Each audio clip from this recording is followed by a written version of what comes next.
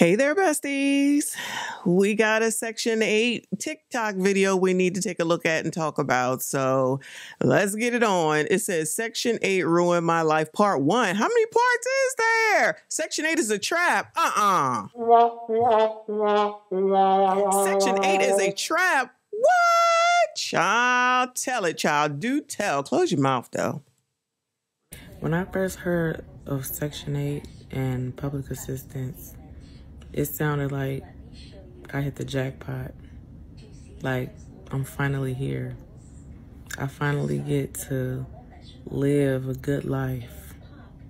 Rent-free. I get to keep my money in my pocket because I get my rent paid. Little did I know that it would ruin my life.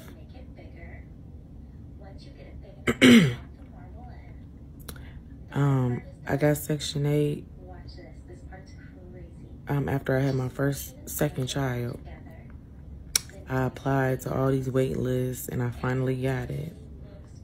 And I got to choose the neighborhood I wanted to live in.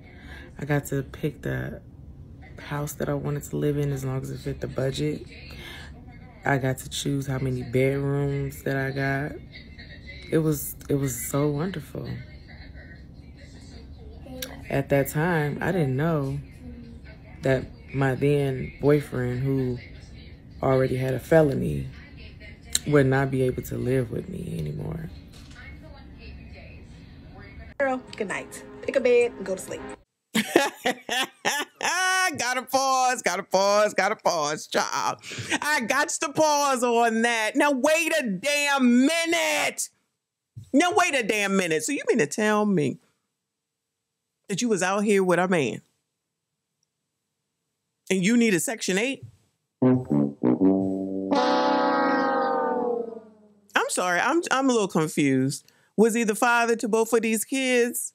Why is it that it's the government's job to take care of you, but you still out here having kids, and then you talking about you gonna live in a good life, on Section 8? But white supremacy discrimination, he is the problem. Y'all, you already know I ain't got no empathy or sympathy for this, especially when you leading with, I think I hit the jackpot with Section, and you're bringing a boyfriend. Allegedly, you think you bringing a boyfriend with you? Stop it. Get some help. Child, you can't make it up. Rest in peace to Kevin Samuels, child, but you cannot make this up. Well, I gotta dial that back a little bit, y'all. Gotta dial it back a little bit. Girl, speak up. After I had my second child, I applied to all these wait lists and I finally got it. And I got to choose the neighborhood I wanted to live in. I got to pick the house that I wanted to live in as long as it fit the budget. I got to choose how many bedrooms that I got.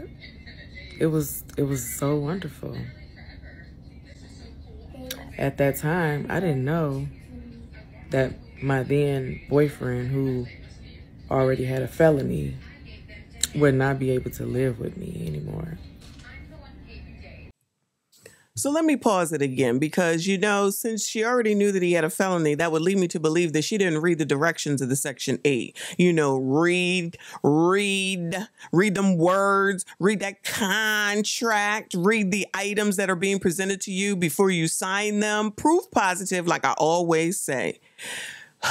You coloreds, you Negroes, you Ebonies, you do not read. You don't want to read.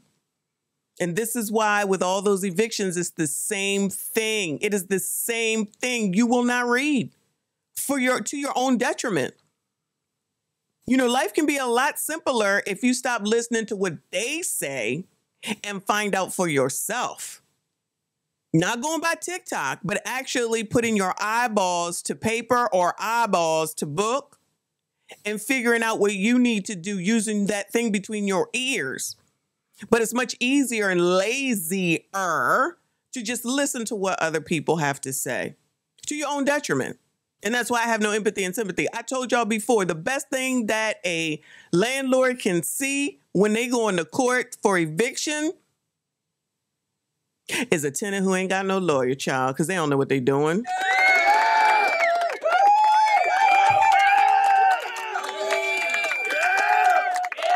I already know this, and any landlord already knows this as well. And even if they do come in with a lawyer, if they ain't never served you with nothing, it's still glory day. She talking about it was wonderful when she got chosen, child. It's wonderful when y'all don't show up and have done nothing that you should have done to prevent your damn eviction if you was trying to fight it for real. Because you're always listening to what they got to say instead of investigating and figuring things out for yourself. And that's the main reason why most of these people are where they are. Y'all can blame it on whatever the hell it is that you want, but reading is fundamental. So now, us living together had to be a secret. No, ma'am. No, ma'am. You living together should be him providing, protecting, and taking care of you. So you settled, even though I don't think it's a settlement. I think this is what she qualifies for. Okay. And then you allowed yourself to be given to a man, to a male. Let me rephrase, to a male who was already doing illegal things, who could not take care of you and your children. Let's just go ahead and assume both kids was his. So you gave this man your body, your everything, your livelihood. You was doing it all. You needed him that bad, even though he was doing nothing for you except for giving you all that pleasure. We already know what it is. And in your mind, ma'am, in your mind, you had to sneak. So you knew it was wrong. One, you knew it was wrong from the Section 8 purpose, but you didn't even realize that the person that you're dealing with is going to be having issues throughout. So it's better to just scam than for you to either get a decent man or go ahead and live the way that you need to live with someone like that. I'm going to go ahead and assume probably on the street, but what the hell do I know? So if the person had a felony, they didn't have no money, but you thought that was a good person to have a baby by, you thought that was a good person to live with, that you thought that was a good person to have in your life, child, this would be somebody coming on Kendra G talking about somebody got to make $1 million in order for her to be seen with them and won't want to go to the daggone Cheesecake Factory. When it was time for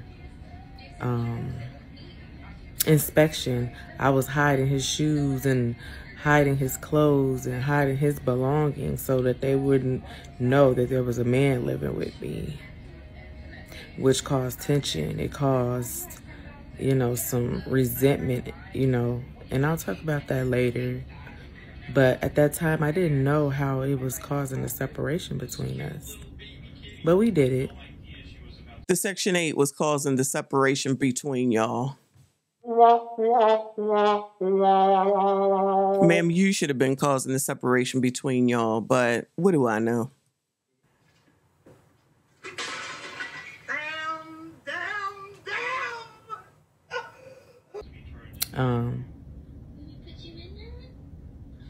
You hear a knock at the door, and you wondered if it's management or maintenance or somebody who's going to see him there. So, again, we would hide and sneak around and make it seem like, he didn't live there. And then it became one of those things that you don't live here. You can't even be on a lease. Not seeing how it would later on tear our family apart in many ways. No, ma'am, you tore your family apart. And what type of a family did you have where the male wasn't even providing for you? That's what you call family? I believe every bit of this, y'all.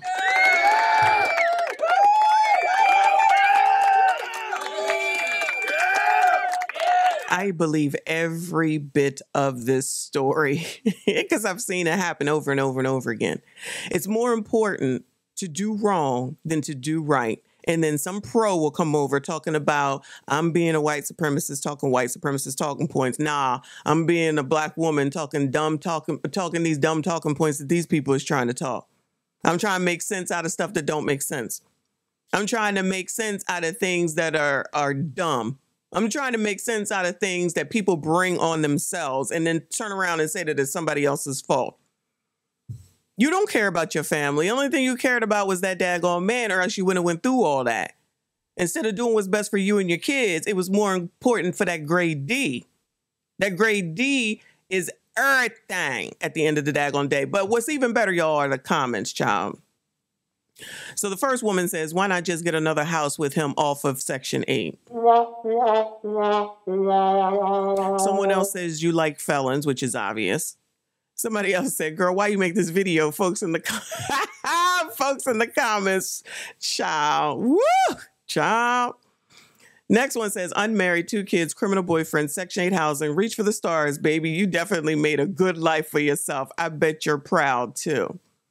Next one says, it's not a trap, it's a stepping stone to help you so you can buy a home. But people settling and stay on it their whole life. And some will come around and say that it's white supremacy, of course, discrimination, racism, Jim Crow, red line, all that other mess.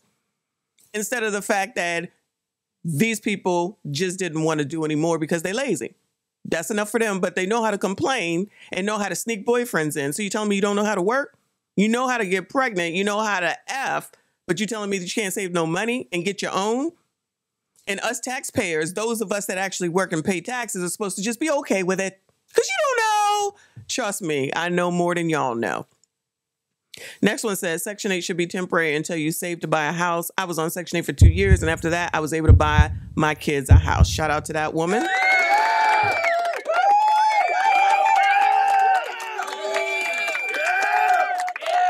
Next comment is, it's a trap if you're lazy. Your mindset, well, the word's supposed to be mindset, determines your outcome. I know people with great success stories for using it the right way.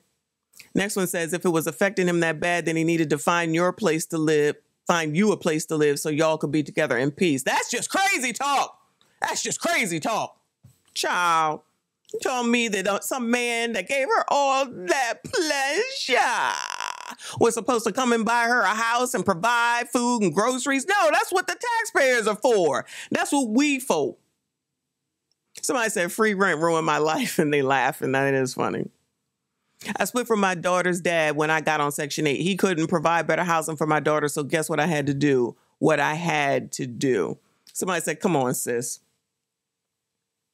This one says, I had Section 8 during college. Once I graduated, I got off and got a job. Someone else says, nothing in life is free. Someone else says, I put my husband on the Section 8 application for this very reason.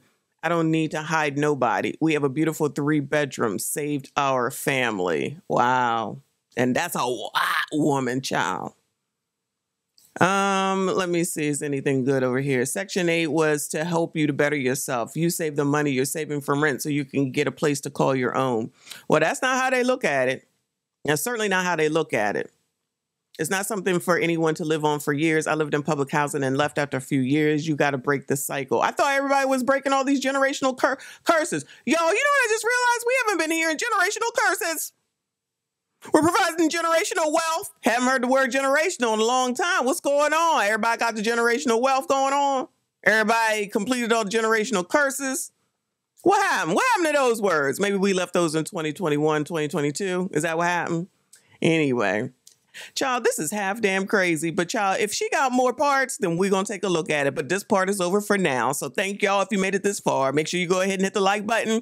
Subscribe if you are new. I see you all in the next one. If you're doing it, stop it. Get some help. Girl, good night. Pick a bed and go to sleep.